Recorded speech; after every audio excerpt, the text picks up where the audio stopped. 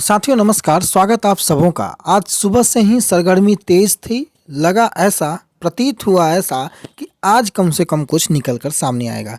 कुछ चीज़ें ज़रूर स्पष्ट हुई। 32,916 माध्यमिक और 1,000 उच्चतर माध्यमिक की कंप्यूटर साइंस की सीटों को लेकर के शिक्षा विभाग में जो मैंने सुबह बताया था कि उस पर जो विचार विमर्श चल रहा है उसको लेकर के खबरें जरूर आईं, परंतु जो एक बड़ा अनाउंसमेंट होना था वो अनाउंसमेंट अब तक नज़र नहीं आया।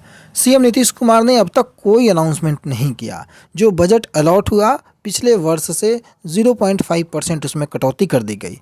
शिक्षा बजट में कंजूसी की गई। बहाल होने वाले 1.25 लाख शिक्षकों को वेतन कैसे देगी सरकार, सबसे बड़ा सवाल। तारकिशोर प्रसाद उप मुख्यमंत्री ये जो कि बजट पेश कर रहे थे, साथ ही वित्त मंत्री भी हैं। तो एक तरफ शिक्षा मंत्री विजय कुमार चौधरी 1.25 लाख शिक्षकों की नियुक्ति का दावा भी कर रहे हैं। छठे चरण के बाद 7वें के चरण की प्रक्रिया जल्द शुरू करने का भी दावा है। लेकिन सवाल यही है कि जब नए बहाल होने वाले 1.25 लाख शिक्षकों के लिए सरकार के पास बजट कहाँ है। सवाल के जवाब के लिए लोगों की नज़रें टिकी थी सोमवार को पेश हुए बजट पर, और जब बजट पेश किया गया तो सवाल के जवाब में निराशा ही हाथ लगी। सोमवार को वित्त मंत्री तारकिशोर प्रसाद ने बजट आकार में 19,000 करोड़ की बढ़ोतरी के साथ 2,37,691 करोड़ का बजट पेश किया। वैसे तो 6 सूत्रीय लक्ष्यों को फोकस करते हुए बजट को बताया गया, जिसमें शिक्षा, स्वास्थ्य, कृषि, समाज कल्याण और आधारभूत संरचना शामिल है। लेकिन आंकड़ों की बाजीगरी देखा जाए तो खेल में वित्त मंत्री ने ये नहीं बताया कि वो नए नियुक्त शिक्षकों को और आने वाले दिनों में नियुक्त होने वाले 1.25 लाख शिक्षकों को वेतन कहाँ से देंगे। ये सवाल इसलिए क्योंकि हर साल की तरह इस साल भी बजट की भले ही सबसे ज़्यादा हिस्सा शिक्षा पर खर्च किया गया है, लेकिन ये सुनने में काफ़ी अच्छा है। हकीकत जो है वो कंजूसी की गई है शिक्षा बजट में। मसला क्या है? मसला ये है कि पिछले साल 2021-22 में शिक्षा विभाग जो है 38,035 करोड़ रुपए का प्रावधान किया था, जबकि 22-23 के बजट में 39,191 करोड़ दिया गया है। यानी कि शिक्षा विभाग के बजट में पिछले साल के मुकाबले सिर्फ 1156 करोड़ की बढ़ोतरी हुई है। इसे अगर दूसरे नज़रिए से देखें तो शिक्षा विभाग में कटौती ही की गई है। 2021-22 के बजट सत्र में 2,18,000 करोड़ के बजट में 17% हिस्सा शिक्षा के लिए, 2022-23 में 2,37,000 करोड़ में 16.5% हिस्सा शिक्षा के लिए। मतलब प्रतिशत में देखें तो शिक्षा के बजट में पिछली बार के मुकाबले 0.5% की कटौती हुई है।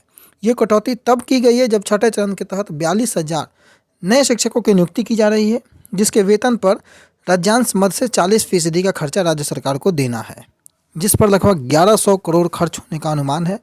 छठे चरण में माध्यमिक और उच्च माध्यमिक में 32,714 पदों पर नियुक्ति अभी बाकी है।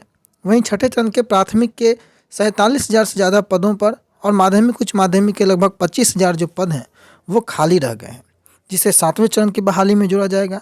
यानी आने वाले दिनों में 1,04,714 शिक्षकों की बहाली होनी है, जिसमें प्राथमिक के 47,000 शिक्षकों के वेतन के लिए करीब 1,600 करोड़ रुपए की जरूरत है।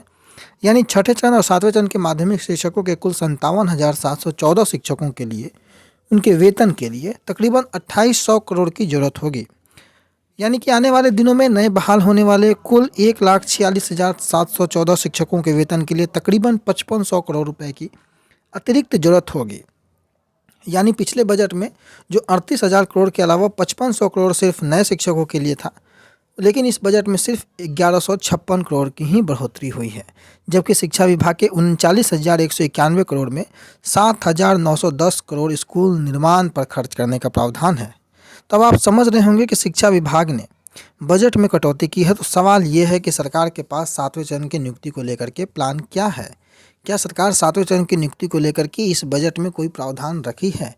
हालांकि सप्लीमेंट्री बजट का प्रावधान भी सरकार के पास है, परंतु बिहार सरकार ने ये सुमित झा जो कि कशिश न्यूज़ के एंकर हैं, जाने माने पत्रकार हैं, उन्होंने इस तरीके का एक विस्तृत विवरण प्रस्तुत किया है।